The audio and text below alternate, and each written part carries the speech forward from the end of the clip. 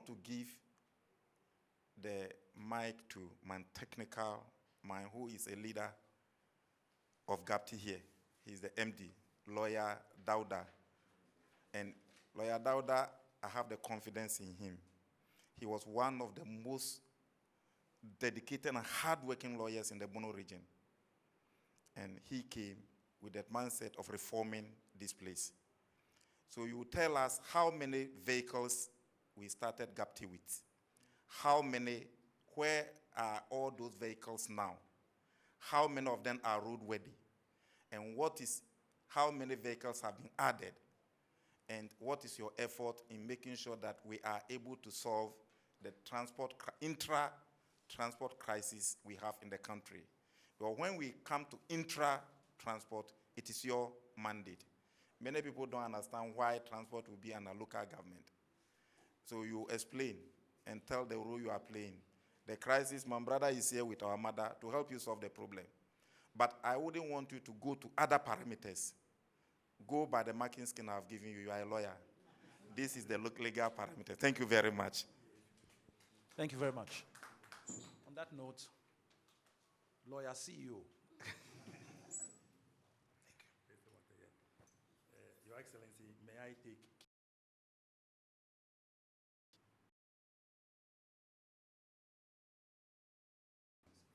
it is important at this stage to go through the activities of GAPTI. Greater Accra Passenger Transport Executive. Yes, Greater Accra Passenger Transport Executive is an agency under the Ministry for Local Government, Chieftaincy and Religious Affairs. It is important and pertinent to establish that there is a reason why our agency is under the Ministry for Local Government. Our board that has oversight responsibility of our operations is made up of all the MMDCs in Greater Accra area. I didn't say region, I added area because we are adding Kaswa DCE to the list. That is the main reason why I said the area. It makes it easier for the Ministry for Local Government to coordinate the activities of these MMDCs when it comes to transport planning, transport development, and then issues of regulation and congestion in their respective areas in Greater Accra. And that's the main reason why we actually work under the Ministry for Local Government, Chieftaincy and Religious Affairs. Now, in 2016, November, thereabout, the NDC government procured 245 buses to help ease congestion in Greater Accra and to enhance urban mobility to the extent that you could easily come and park your respective vehicles at our various terminals and join the Ayalolo Buses to your respective places to trade or for any business that you want to go by. 2016, everything was fine. 2017, everything was fine. 2018, 2019, thereabout there. When the NDC government lost power and the new administration then came to take over, under the then Ministry for Transport, 60 of those new buses were sent to Kumasi, specifically in Ashanti region. Some of the buses were also sent to Tamale, others were also sent to Takrade, and the others were left in Greater Accra for the operation of the BRT.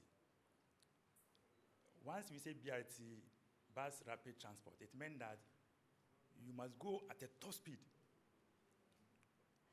You must have special design corridors for which these buses could apply. So if you apply a particular route and we have designated routes specifically for these buses, it makes it easier to get to your destination without necessarily being caught in the normal traffic. So in 2016, 2017, we never had these issues until later on that the previous government gave a directive that those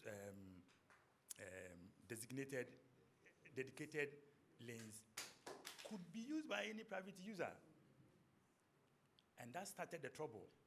What that meant was that you could have millions of buses, but because they did not have dedicated lanes, they would also be caught in the normal traffic.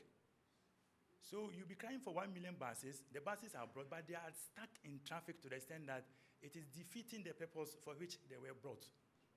And that is the BRT, the bus rapid transport. So somewhere around 2018, thereabout there, when they started sending some of these buses to those areas, the system actually collapsed. Thank God, the very government that actually gave birth to the BRT system and the 240 buses is back. And that is the main reason why we are trying as much as possible to revamp the BRT system in Greater Accra. And it is for that reason that we have, with the permission of my sector minister, we have gone for the 60 buses that were sent to Kumasi to be brought under the management of GAPTI in terms of accountability, how much is being spent, how much is being realized in terms of revenue. So as I'm talking to right now, with assistance and then the help of our sector minister, we have been able to get those buses back to the management of GAPTI, together with the buses that we also sent to Takoradi, to be brought to beef up the operation of Ayalolo Buses in Greater Accra. Again, most of our terminals were taken away. I can speak of Kanswa Terminal. I can tell you in authority, in all humility, that we have also reclaimed that 4-acre terminal. Because like I said earlier on, the buses were brought together with the terminals for which you could easily come and park your respective vehicles and join. Adenta, Kimbu, Amasaman, and then Pokuyase, we have been able to reclaim or take back all those terminals in order for us to operate these buses. Again, if you look at the very year these buses were brought, 2016 up to now, it's about 10 years about there. That tells you clearly that the buses are aging. And then these buses are also relying on fuel. So the good news is that it takes 70% of our operational costs for the payment of fuel on these buses on daily. And I can mention figures here. And for the avoidance of that, we are going for electric buses, for which my sector minister, together with myself and the deputy, we had tried as much as possible to go for a grant from the Spanish government, for which we are still on it. And then I'm pretty sure somehow next month thereabout there, we should be able to get a no objection letter from the Ministry for Transport. And once that one is hard, then we'll be able to push, yes, Ministry for Finance. And once that one is hard, then we'll be able to push our matters through in order for us to get the electric buses to augment the operation of these buses without any problem. Yes. Again, once we have some of these buses brought to play, it would actually help, not only with the congestion in Greater Accra, but with the problem that we are facing where others are exploiting the very innocent commuters. We have about 2.7 million commuters daily in Greater Accra alone. And if you have observed, about a week or so thereabout there, we are having issues. We have done our own study. All of us can attest to what I'm saying, that the students were on vacation. How many private universities were we having before last year? Those who went on vacation, all of them are back. And once they are back, if Ayalolo Buses, before vacation, they were using 40 buses per corridor, it meant that the number of commuters at that particular corridor would definitely go up. And that's how come that you are experiencing congestion in those areas where the drivers are exploiting the innocent commuters. What has GAPTI/Ayalolo done with regards to that? We have taken advantage of the 24-hour economy. Now we do 4 shifts. We do 1 in the morning, we do some in the afternoon, we do evening, and then the lean peak in the night, so that the congestion that we have probably around 7, 8, 9 thereabout there could ease up. And I think it is important that the records will reflect that it is because of the issues that we have increased our fleet in terms of the number of vehicles and the buses that we put on our corridor. Currently, we operate 6 corridors. Because of the issues that have been brought to our attention, we have added 2 more corridors. And I was speaking to some of the media, and I told them that next week some of them can join me to go and see how and where some of these buses will be at. Going back to Christmas, around November, then about there, Gapti Ayalolo, we were using 135 buses. Instead of our normal operation, the figure for normal operations, which probably was around 70 to 80 buses, for the day. We were now using 135 to ease congestion and traffic just before Christmas, and we are still doing that. Just that we are having some small issues relative to the number of vehicles that we have and the number of the vehicles that we also have at the depot, just like a human being. Some of these vehicles, as I told you, they are about 10 years old. They will experience some minor defect and then fault. Then we are on it, repairing all of them. Now, going back to challenges, because of the time, with respect. Give the numbers and conclude. Yes. So as I'm talking to you right now, we are giving 80 buses. 245. Yeah, 245. So right now, I'm giving you the figure. Now, the Accra Transit corridors. If I say transit corridors, remember I told that we have corridors that we apply. Yes. We have moved from 80 buses to 105 buses, which are in service. Now, University of Cape Coast, we have 12 buses. University of Health and Allied, we have 5 buses. We have Tamale Transit Operations, we have 2. We have Swissport, 5. Swissport is where? Yes, Swissport at the airport. Yes. Yes, the Swissport Airport commuter. Yes. So we have Swissport commuter at the airport, Kotoka International Airport. Then we have Aviance commuter. Aviance, they are also at the Kotoka International Airport. And these buses are there purposely to ease congestion, because national security zone, if you're not careful, there will also be a congestion. That's the main reason why you have some of these buses there. Now, so Aviance, we have 2 buses, civil aviation commuters, and that is also at the airport. That we also have 2 buses. Then we have the airport company itself, having 3 of our buses. Now we have the depot. Remember, I made mention of the fact that some of these buses are the depot. Depot means workshop.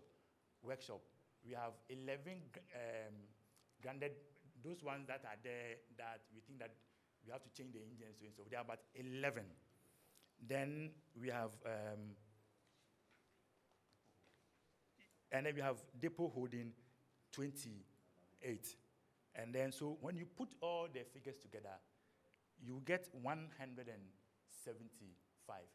So if it is 175, remember I mentioned 60, remember I mentioned 10 to Tamale, so that would be 70. So please, 175 plus 70 will give you 245. So that is all about the number of Ayalolo buses that currently we are running in Greater Accra. Challenges, as usual, we do not get any subvention, neither do we get any money anywhere. It is the little money that we take from passengers. And we charge, on record, we charge about 70%, 20% lower than normal fares that you have. So for that to take you to town for 10 Ghana cedis, we probably would take like 7 Ghana cedis.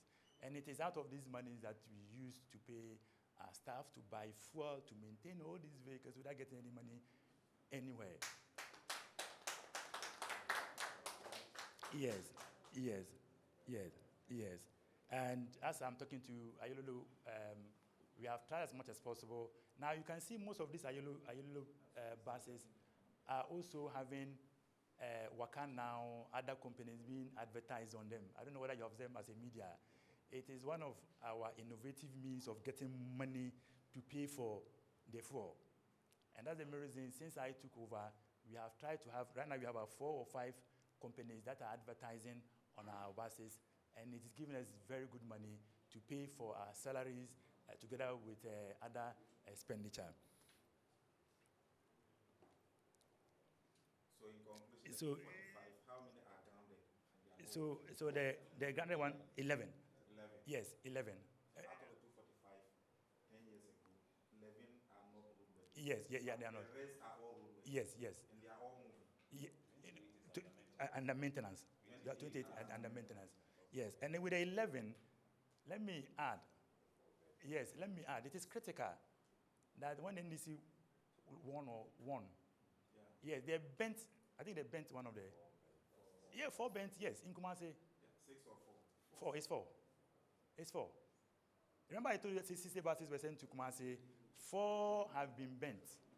So they are all part of the 11 grounded buses that I'm talking of.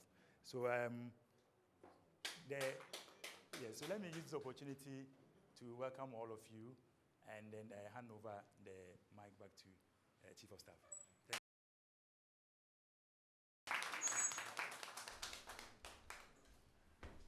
Thank you very much, Mr. CEO, for that information. And at this juncture, with the kind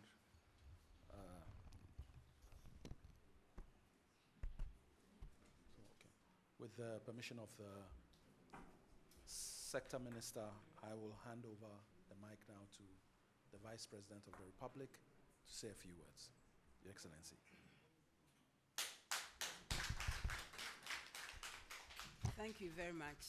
Let me address the ministers, deputies, and the CEO and your staff, members of the media, and all of us who are here. Good afternoon. And Chief of Staff, thanks for asking me to make short comments. I'll make them short. First, CEO, let me thank you for accepting us and for your report. I recognize all the situations you have inherited, and I'm very happy to note that you are not feeling daunted by them, but that you are rather confronting the situation and finding solutions. I find that very, very attractive, and I want to encourage you to do more and assure you that whatever we need to do to ensure that your work is successful, we'll do that. Well done. Part of the major reason for being here was to respond to the pressures in the system regarding commuters. What is happening is that we are seeing undue long queues, frustration, and delays. So we needed to find out what was going on and how to solve the problems. Earlier on today, we were privileged to meet with the unions, and they also told us, in part, their story. Their meetings were not over, and we know that when everything is said and done, we'll get a full sense of what their own inputs are in dealing with the problem. So we're very, very happy to have been part of that discussion this morning. We believe that when problems occur, the solutions should be shared. The responsibilities are ours, and the achievements are ours too. So we don't run away from responsibilities. And when there are events that directly affect citizens, that is something we need to respond to quickly, because it's the people we are working with and for. And I keep saying that we're not even working for anybody. We are working with people. So their input, what their situation is, what they are going through, all of this should be of primary importance to us. And this explains why we spent part of today doing this. I want to assure you that, yes, I hear the numbers of what was bent, what is under repair, and so on and so forth. And I want to assure you the promise that our president has made. He's going to work quickly on supplying high occupancy vehicles to agencies And these agencies include the State Trans or the Metro Mass. They include Ayalolo, so you should be happy about that. And they also include the private sector. You know that about 90% of transportation in this country is fielded by the private sector. And we also know that, like your agency, they've also not had any support in the last 10 years. So we have a bit of a problem, not a bit, actually a big problem to do with public transportation in this country. And you refer to the history. We try to solve the problem, especially in dedicating lanes for the buses to ply. It's very, very important. Because if I'm going to leave my cars elsewhere and be in the queue, then maybe there's a very little attraction in using that option. So it's just unfortunate that we have to go back instead of advancing what was there. And all of these should be lessons to all of us on why we need to do things properly in order to advance our country. So I want to commend you in the efforts you are making to restructure. That's the sense I'm getting, not just retooling, but also resetting the Ayalolo system. And in all of this, let us remember why we are there. We are there to make life more bearable. So wherever we are, that is our responsibility. I know you are carrying yours well, and I want to congratulate you for it. And thank all of you for your time. Thank you very much.